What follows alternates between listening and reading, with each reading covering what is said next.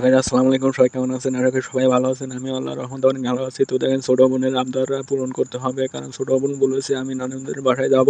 তাই তাকে নিয়ে নানুদের বাসায় উদ্দেশ্যে রওনা হলাম। তো দেখেন, বাড়ির পাশ থেকে একটা ভ্যান পেলাম। তো সেই ভ্যানে উঠে টুকটুক করে আমরা গড়ানের দিকে চলে যাব। গড়ান থেকে এই ভ্যানে আমরা চলে যাব সেই সিনমি বাজার। সিনমি বাজার থেকে আমরা একটা সিএনজি নিয়ে চলে যাব শহীদনগর। শহীদনগর থেকে আমরা চলে যাব সেই আমার নানু বাড়ির উদ্দেশ্যে। তো দেখেন, আমার ছোট বোনের সাথে গল্প করতে করতে যাচ্ছি। ছোট বোন বললাম, কিরকম আজকে তো নানুদের বাসায় যাচ্ছিস, কিরকম অবস্থা? তো ছোট বোনই ফোনটা হাত থেকে কেড়ে নিতে চাইছিল, আমি তো ফোন দিলাম না।